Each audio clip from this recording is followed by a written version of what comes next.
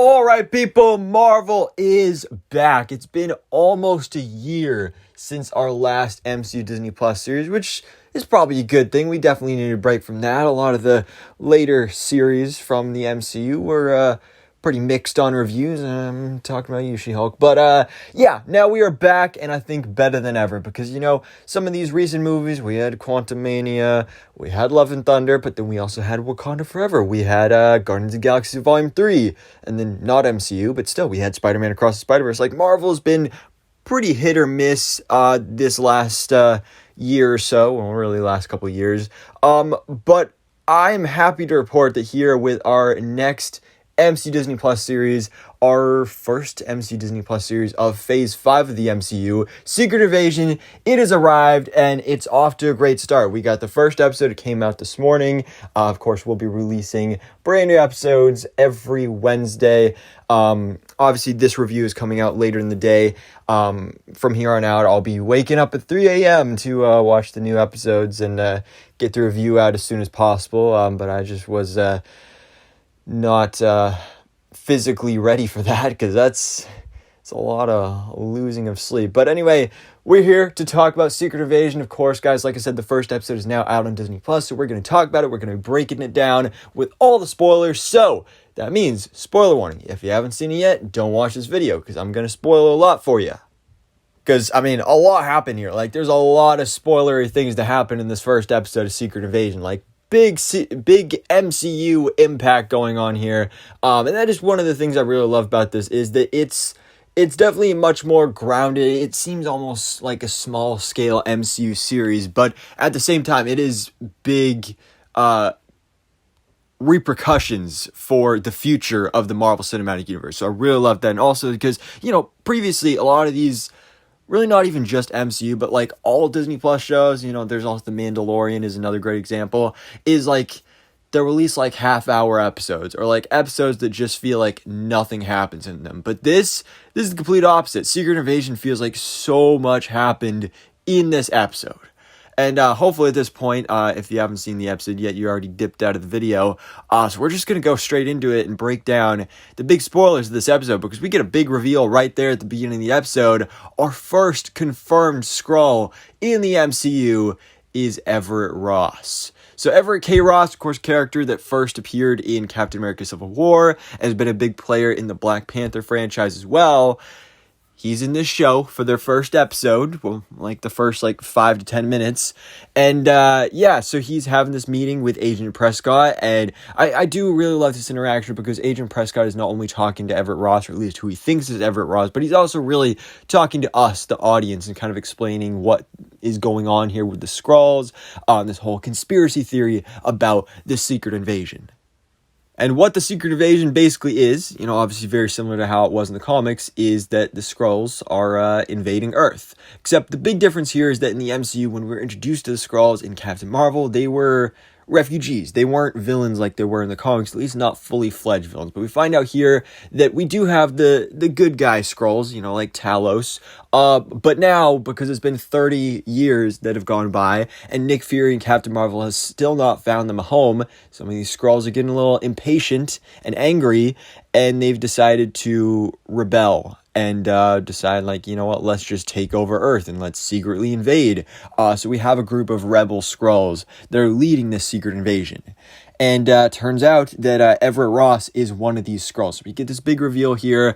And I think it's a good reveal. You know, I didn't expect to get something like that, like, so soon in the first episode, but Everett Ross is definitely one that, like, it doesn't surprise me. That is one of the only things that is kind of disappointing about this show, is that obviously Secret Invasion is a big deal in the comics. Like, it's a big Avengers crossover. You got, like, big Avengers superheroes that are being revealed as Skrulls, but in this show, it's very clear that it's like, okay, it's gotta be somebody that's in the cast list, and there was only a certain amount of people that we knew that were going to be in this show. So Everett Ross was one of the options that was like, yeah, he could definitely be a Skrull. Now, the only question that I have, though, is, has he been a Skrull this whole time, or is this the only time we've seen him as a Skrull? Is it going to be like, okay, the Everett Ross we saw in Civil War and in both the Black Panther movies, was he a Skrull then, or was it only for this episode? Like, for all we know, the real Everett Ross is either just being held hostage by the Skrulls, or last time we saw him was in Black Panther Wakanda Forever, and he was still like in Wakanda and with the Wakandans. For all we know, he could just be in Wakanda right now, and then he didn't even know he had an imposter running around disguising himself as him. So that, there's questions to be answered there, but those are the same questions we asked with Nick Fury when he was revealed as a Skrull in the post-credit scene for Spider-Man Far From Home. But anyway, this serves as a great introduction to the Secret Invasion, what is going on here. This, of course, leads to Nick Fury coming down from the space station known as Saber, which we're going to get even more on that with the Marvels later this year. But he comes down back to Earth, and that's when you know it's time to get down to business. Things are serious because Nicholas J. Fury is back. So, he teams up with Maria Hill and Ben Mendelsohn's Talos, of course, and they are trying to hunt down these Skrulls and stop these terrorist attacks from the Skrull rebels. We get introduced to Sonya Falsworth, who is played by Olivia Colman. Great performance, just a small little introduction to the character in this episode. She seems like a very slimy, devious character, so I'm really excited to see more of her. I really enjoyed just a small bit we got of her in this episode. I love she's been described as kind of like the British version of Nick Fury. So I like what we've seen from her so far. And then on the other side of things, with the actual Skrulls themselves, speaking of Talos, we have Talos'S daughter, Gaia. So we're introduced to her here. Of course, we saw her 30 years ago back in the 90s with that first Captain Marvel film. She was just a little girl. Now she's all grown up and played by Emilia Clarke. And we get some interesting developments here. Like, for example, Talos reveals that actually his wife is dead. So apparently she died off screen, and his daughter ran away. So Gaia, we see, actually ended up joining these Skrull rebels. She works for Gravik, played by Kingsley Ben-Adir, who's going to be kind of like our main villain of this series. And basically their mission is to live safely in their new home, safe in their own skin as Skrulls. And so we see Emilia Clarke's character, Gaia. She finds this guy. Well, this guy comes to her, and she basically lets him in. And we see that they've basically made their own, like, refugee camp here. And they have, like, their own sectioned off part of Earth for new Skrullos, which actually in the comics, that's their home planet, Skrullos. So this is the new Skrullos. And so it's basically the Earth version of their planet. And you just have, like, as she actually says, they're 500 strong. There's 500 Skrulls here in this camp, just living their life safely. They're growing the plants and the fruits that they had on their home planet. So that's really cool. But then you get to see kind of the darker side of things when you get to see these humans that are being held captive. Skrulls, they're taking not only on their forms, but stealing their mind and their memories and their personalities so that they can, infiltrate.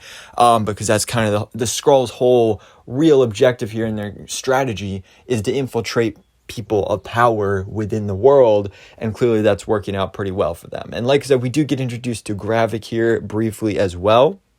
And we do see him later on again in the episode as well, when we kind of have our big third act climactic, not really battle, but it's like our ending here when Nick Fury and our heroic team, they go after the Skrulls. They're planning an attack. They're going to blow up some stuff and blow up some people in Moscow, because that's where this whole episode is taking place.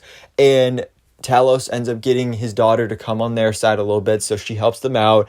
Obviously he tells her about her mother's death and everything. And her final words that she said was, "Find Gaia." And so they're working together a bit, but, she hasn't blown her cover with the rebels yet. So we have them all out there planting bombs. We got this whole goose chase going on. Turns out it's a trap, and Gravik just starts detonating the bombs. And the thing I loved about this the most is, one of the biggest descriptions of this show so far is that, again, it's grounded. It's very based in the real world. It's like a spy thriller. And one of the things I loved about this ending scene is that they kept calling these like terrorist attacks, and it really truly did feel like a terrorist attack. Like the way that Gravik would just be like so calmly, so casually just walk around just staring at Nick Fury the whole entire time. How he would keep changing forms of different people that Fury had seen throughout the episode that were just giving him these weird stares. And we come to find out that that was Gravik the whole time. And just this ending I really, really loved. And of course, the big ending of the episode is the death of Maria Hill. Or so we think. So basically, Gravik, he shapeshifts into Nick Fury. Maria Hill thinks it's Nick Fury, but then he ends up shooting her, and then the real Nick Fury sees Gravik, and then another bomb goes off, he goes back to Gravik form, he kind of disappears, and then our real Nick Fury comes over to Maria Hill, and Maria Hill's been shot, and she is dying, and then she dies. It's pretty clearly obvious that she is dead right there on the ground. That is the ending shot of the episode, and there's a couple ways this could go. There's the possibility she's not dead. She could still totally be alive. Some people are saying that maybe she was a Skrull, but I have two defenses against that. One being that if she was a Skrull, why would Gravik kill her?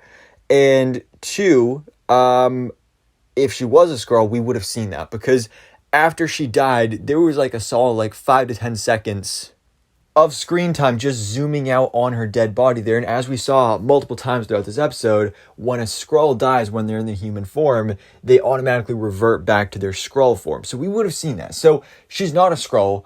I fully believe that this is Maria Hill, the real Maria Hill, and that she is dead. I mean, she looks very dead here. And it's kind of crazy because, Maria Hill's been a character in the MCU since the beginning, since the first Avengers movie, 11 years ago, a whole decade in the MCU. It's kind of crazy. If this is the death of Maria Hill, we're never going to see her again.